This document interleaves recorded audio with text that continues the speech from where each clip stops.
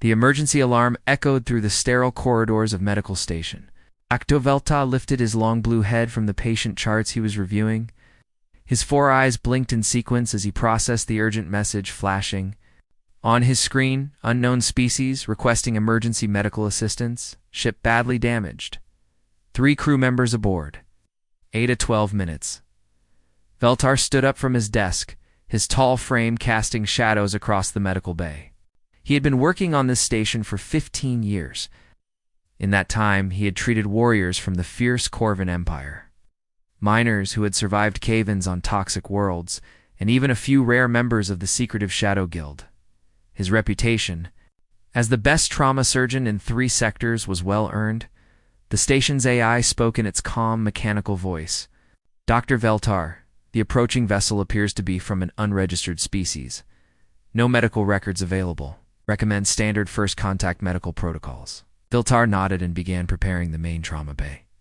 He activated the sterile field generators and initialized the universal scanner array. Whatever species was coming, he would be ready. His medical team began gathering around him. Nurse Keftel, a small green creature with 6 arms, started organizing surgical instruments. Medical assistant Vordim powered up the life support systems that could handle dozens of different atmospheric requirements. "Dr. Nurse Keftel," said her voice high and musical, "the ship is now visible on the external cameras." Veltar looked at the monitor. The vessel was unlike anything he had seen before. It was not sleek like Altarian ships or crystalline like Centauri craft. This ship looked functional, almost primitive, but there was something about its design that seemed familiar. It reminded him of the ancient warships he had studied in medical school. Vessels built by species that had evolved from predators rather than prey. The docking clamps engaged with a heavy thud that vibrated through the station. Veltar could hear the hiss of atmospheric equalization as the airlock synchronized. He stood ready at the entrance to the medical bay. His team arranged behind him in perfect formation. The airlock door slid open with a soft whisper. 2 figures emerged, supporting a third between them. Veltar's first impression was that they were remarkably similar to several known bipedal species. 2 arms, 2 legs, single head, standard configuration. As they came closer, something deep in his mind began to sound an alarm. The unconscious. One was badly injured. His left arm hung at an unnatural angle, and dark red blood seeped through makeshift bandages. Plasma burns covered his chest and face. The other 2 were also wounded, but walking under their own power. "Please," said the female, her voice strained with exhaustion and fear. "Our friend needs help. His name is Tejo. Pirates attacked our ship. We barely escaped." Veltar stepped forward, his medical scanner already analyzing the injured alien. But as he moved closer, something unprecedented happened. Every instinct in his body suddenly screamed danger. His heart began racing. His breathing became rapid and shallow. The scanner in his hand started trembling. Behind him, he heard Nurse Keftel make a small whimpering sound. Medical assistant Vordim took several steps backward, his usually steady hands shaking. Ow. The other medical staff began moving away from the entrance, their faces showing confusion and fear. The female alien noticed their reaction. "Please, what is wrong? We need medical help. He is dying." Veltar tried to force himself forward, but his body would not obey. 15 years of medical training, countless emergency situations, battles with death itself, and now he could not approach a patient. His evolutionary programming was overriding his conscious mind with one simple message. Apex Predator. The male alien stepped forward. He was shorter than his female companion, with dark hair and intelligent eyes that seemed to take in everything around them. "My name is Jin Wu. This is Dayun. We are from Earth. We are explorers, not warriors. Please help our friend." But their words did not matter. What mattered was what Veltar's senses were telling him. These creatures smelled wrong. Their movements were too controlled, too precise. When they looked at him, he felt like prey being studied by a hunter. Every fiber of his being wanted to run. "I cannot," Veltar whispered, his voice barely audible. "I cannot approach." Dayun's eyes filled with tears. "Why not? We have money. We can pay." Please, Tejo served in our security forces, but he is a good person. He has a family waiting. For him, the station's AI suddenly activated, its voice filling the medical bay. Warning: apex predator species detected. Implementing Protocol 7. All medical personnel are advised to maintain safe distance. Medical assistance is not authorized for apex predator species under Galactic Medical Accord, Article 12, Section 4. Jinwoo looked shocked. Apex predator. We are not predators. We're explorers. We study stars and planets. We help people. Veltar could see the truth in their physiology. Their eyes faced forward like hunters, not to the sides like prey. Their teeth were designed for tearing as well as grinding. Their muscles were built for explosive movement. Even injured and desperate, they moved with the fluid grace of natural killers. More concerning was how they worked together. Dune adjusted her grip on Tejo without being asked. Jinwoo shifted position to better support his friend's weight. They communicated with tiny gestures and glances. This was pack behavior, coordinated hunting instincts adapted for cooperation. Elah is clear, the AI continued. No medical facility in galactic space may provide treatment to apex predator species. The risk of contamination and violence is too great. Other patients in the medical bay began evacuating. A wounded Altarian warrior, his arm in a biocast, hurried past the humans toward the exit. Even he, a member of one of the galaxy's most feared military species, would not share space with these creatures. Dr. Veltar watched helplessly as the human called Tejo's breathing became more labored. His medical training told him exactly what needed to be done to save this being's life, but his body refused to cooperate. Every time he tried to step forward, ancient fears overwhelmed his conscious mind. 6 hours, Station Commander Zeftos announced over the intercom. Unknown. Species has 6 hours to complete repairs and leave the station. No medical assistance will be provided. Dayun collapsed to her knees beside her injured friend, her shoulders shaking with sobs. Jinwoo placed a protective hand on her shoulder while continuing to hold Tejo upright. The sight of their obvious care for each other was unlike anything Veltar had ever witnessed from an apex predator species, but the law was absolute. No one had ever successfully treated an apex predator. No one had ever tried. The humans were alone. Dayun wiped tears from her eyes and stood up slowly. Tejo was getting worse. His breathing was shallow, and his skin had turned pale. She could see that he was losing too much blood despite the bandages they had wrapped around his wounds. There has to be something in their computers, she said to Jinwoo. Some way to help him. Jinwoo nodded and looked around the medical bay. Most of the alien staff had moved to the far end of the room, watching them from behind a thick glass barrier. He could see their fear, but he could not understand it. Humans were not monsters. They were explorers who had come to the stars to learn and make friends. Dayun found a computer terminal near the wall. Her hands shook as she tried to access the medical database. The alien writing was difficult to read, but the universal translator slowly began converting the symbols into Korean and then into Galactic Standard. "What are you looking for?" Jinwoo asked, still supporting Tejo's weight. "Laws, rules, something that explains why they will not help us," Dayun replied, scrolling through screens of legal text. After several minutes of searching, she found what she was looking for. Her face went white as she read the document on the screen. "Jinwoo, look at this." He carefully laid Tejo down on the floor, making sure his friend was as comfortable as possible. Then moved to read over Dayun's shoulder. The document was titled Galactic Medical Accord, Revised Edition, 2847. Dayun had found Article 12, Section 4. The text was clear and simple. Medical assistance shall not be provided to any species classified as apex predator.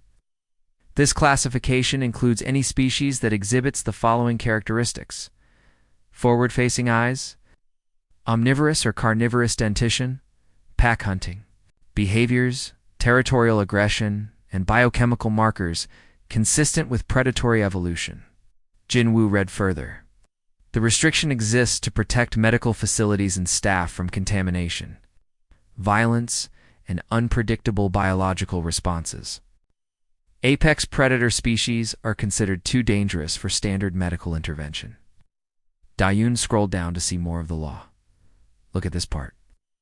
847 species signed this agreement. It was created over 2,000 years ago. The document continued with detailed explanations of why the law existed. Apex predators were described as beings whose very presence could trigger panic responses in other species. Their stress hormones were different from prey species. Their healing processes were unknown and potentially dangerous to study. But we are not dangerous, Ginwu said, frustration clear in his voice. We came here asking for help. We're not trying to hurt anyone. Dayun kept reading. The law included examples of previous incidents involving apex predator species. Most were from the early days of galactic civilization, when first contact. Protocols were not well established. In every case, attempts to provide medical care had resulted in panic, injuries to medical staff, or facilities being abandoned.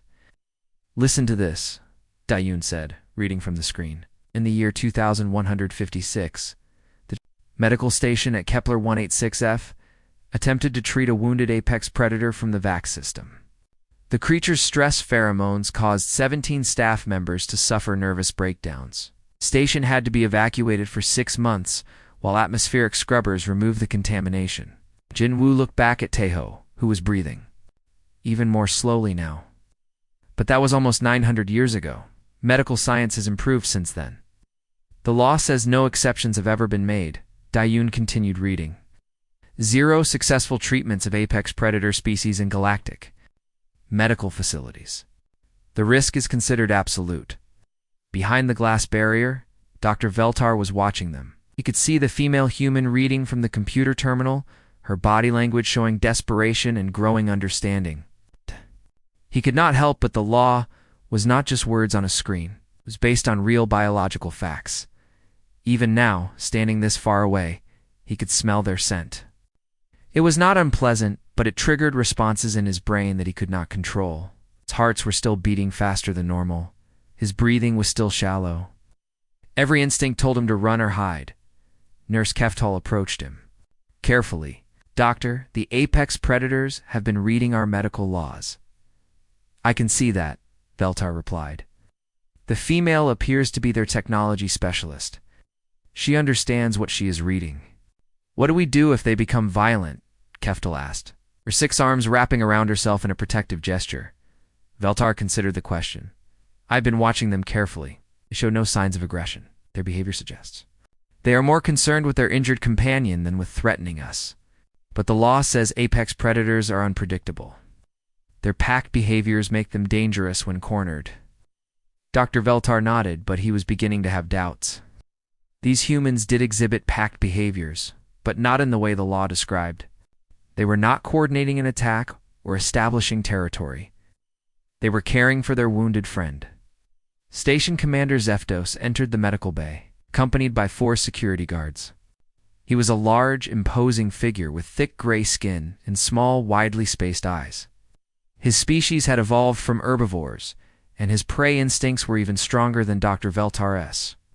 Dr. Veltar Commander Zeftos called from across the room. What is the status of the apex predators? They are researching our medical laws, Commander. The injured one is deteriorating rapidly. Commander Zeftos looked at the humans through the glass barrier. Even from this distance, he could feel his stress levels rising. The law is clear. They have less than 5 hours remaining before mandatory evacuation. Ginwu looked up from the computer terminal. He had heard the conversation, even though the aliens thought they were speaking privately.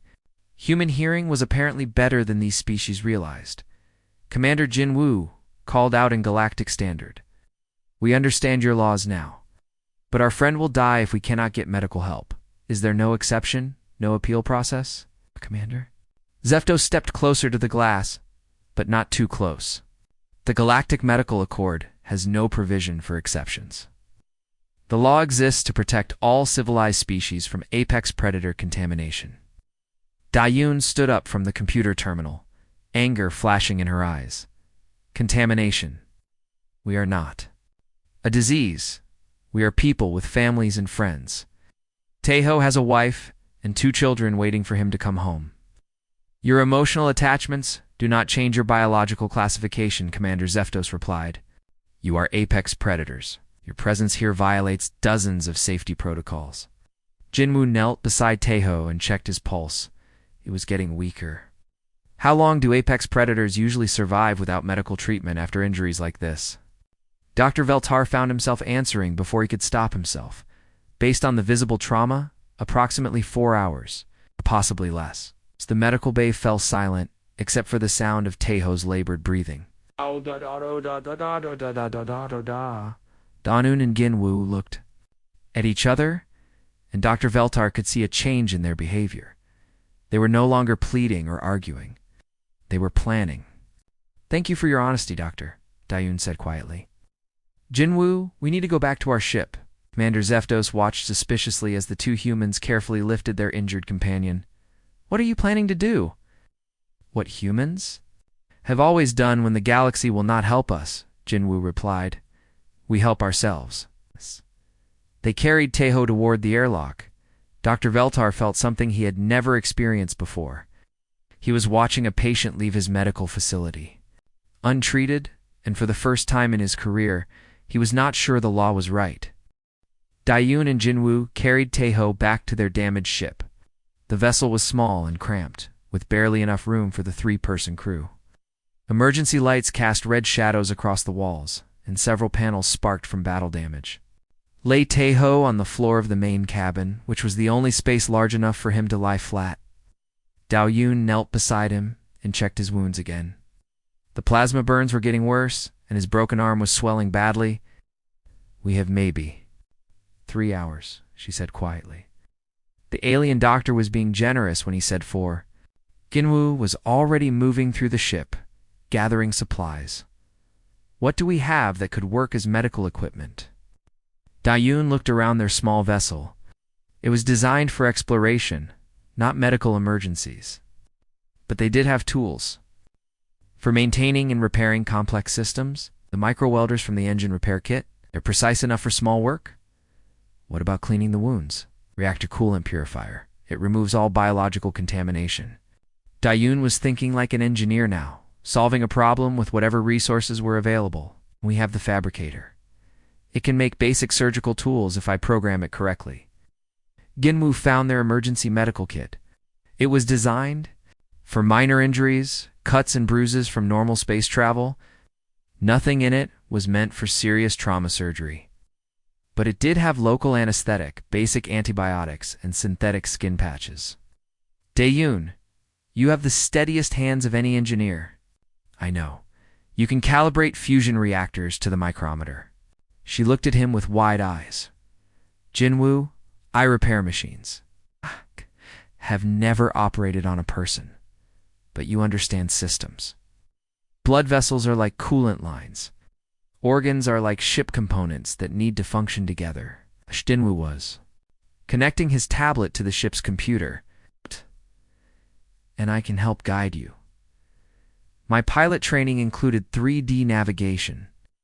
I can track instruments through a body the same way I track a ship through an asteroid field. Dayun realized he was right. The principles were similar. She had spent years learning how to repair complex systems under pressure.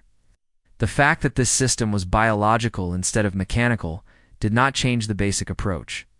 We need better light, she said, becoming more confident, and something to monitor his vital signs. Ginwoo was already working on that problem. The ship's sensors can be modified to track biological functions, heart rate, breathing, blood pressure. I just need to recalibrate them. While Jinwoo worked on the monitoring systems, Dayun began preparing their makeshift operating room. She used the fabricator to create surgical tools based on designs she found in the ship's database. The medical section was limited, but it had enough information to produce basic scalpels, clamps, and sutures. Back on the medical station, Dr. Veltar was watching through the external cameras. He could see into the human ship through its damaged hull. What he saw was impossible. The 2 humans were working together with perfect coordination. The female was preparing surgical instruments while the male modified their ship's systems. They did not need to speak to communicate. A gesture, a glance, and they understood each other completely. Nurse Keftel, Dr. Veltar called. Come look at this. The small green alien approached the monitor cautiously. What are they doing, Doctor? They are preparing to perform surgery on their injured companion, but they are not medical professionals. How can they possibly know what to do? Dr. Veltar enhanced the camera view. Look at how they move. Look at their coordination. This is not random desperation. This is organized problem solving. On the screen, they could see Dayun testing her improvised surgical tools. Her hands were completely steady. Jinwoo was running diagnostic tests on his modified sensors. Both humans worked with the calm efficiency of experienced professionals. Dr. Nurse Keftal whispered, Apex predators are not supposed to be able to cooperate like this. The law says they are too aggressive, too territorial. I know what the law says, Dr. Veltar replied. But I am watching something that contradicts everything we thought we knew about apex predator behavior. Other medical staff began gathering around the monitor. Word was spreading through the station that the humans were attempting something that should be impossible. Apex predators helping each other with complex medical procedures. Commander Zeftos arrived at the medical bay. Dr. Veltar, what is the status of the apex predators? They are performing surgery, Commander. Surgery. That is impossible. Apex predators do not have the emotional control required for medical procedures. Dr. Veltar pointed to the monitor. See for yourself, Commander. The screen Dayun was beginning the operation. She had cleaned Taeho's wounds with the purified reactor coolant and applied local anesthetic from their emergency kit. Jinwoo was guiding her hands using the modified ship sensors, calling out measurements and positions. Plasma burn extends. 12 centimeters along the chest wall, Jinwoo said calmly. Depth appears to be 3 millimeters at the deepest point.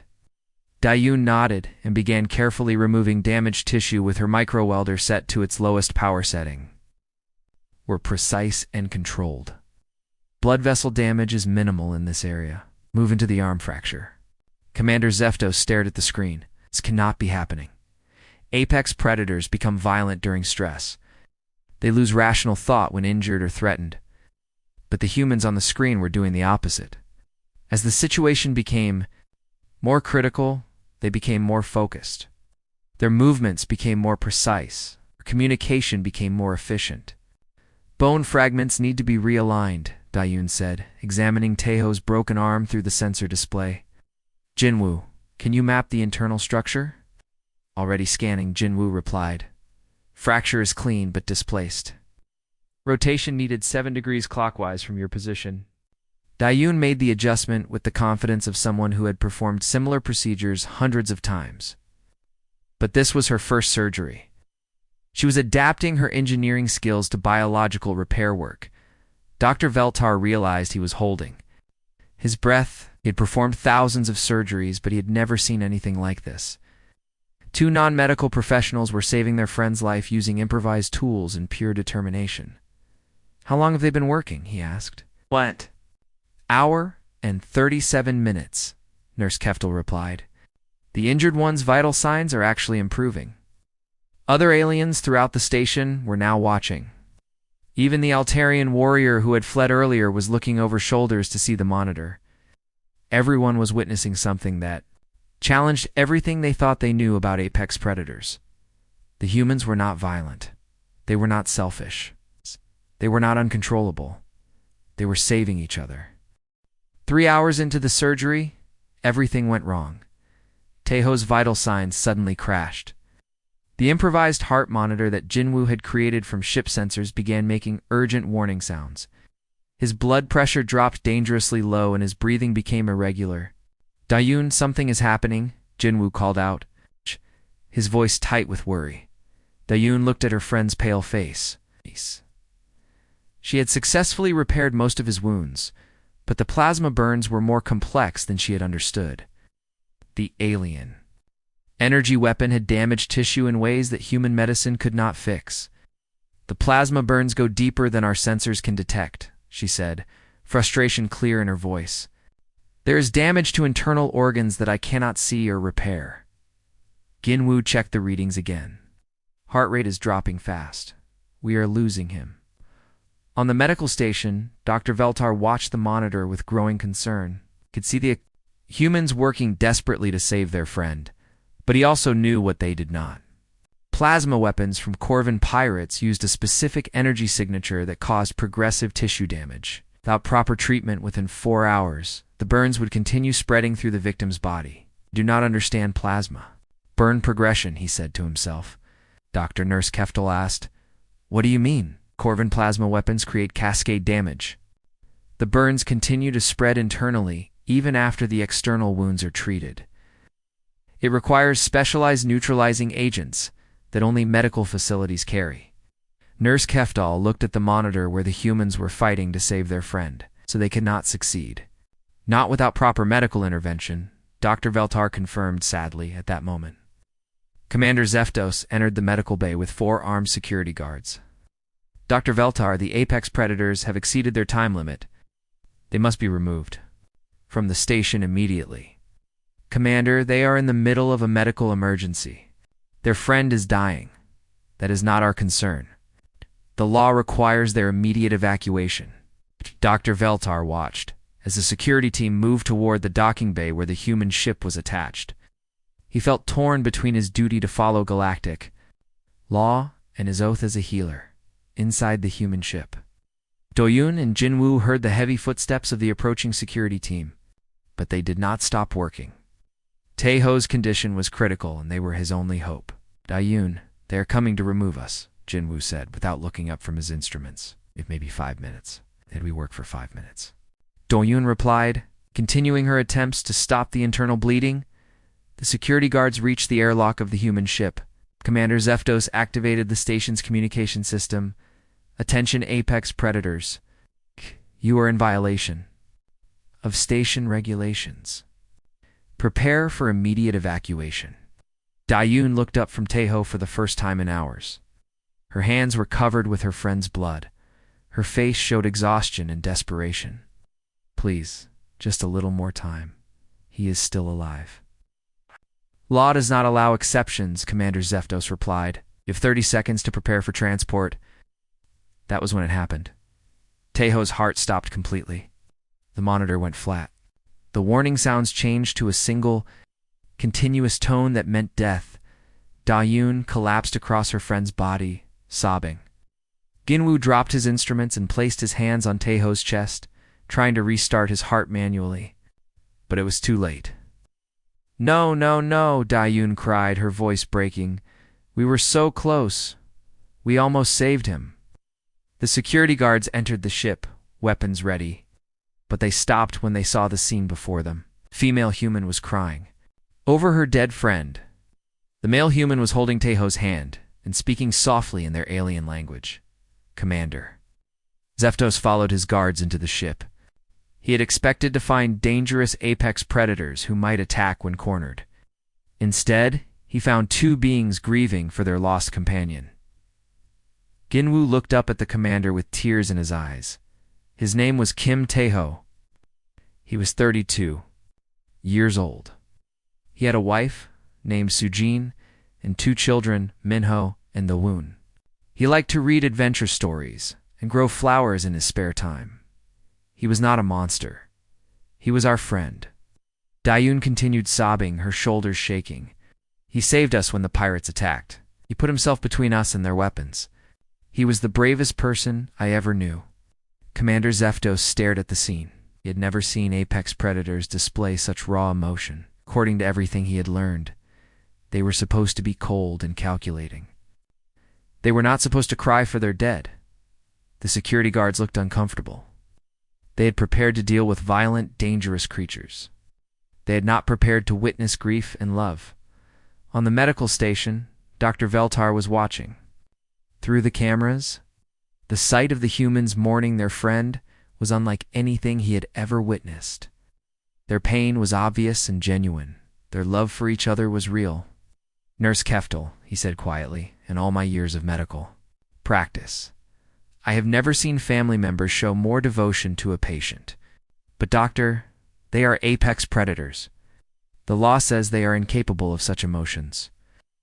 Dr. Veltar watched as Jinwoo gently closed Taeho's eyes while Dayun continued to cry. Then perhaps the law is wrong.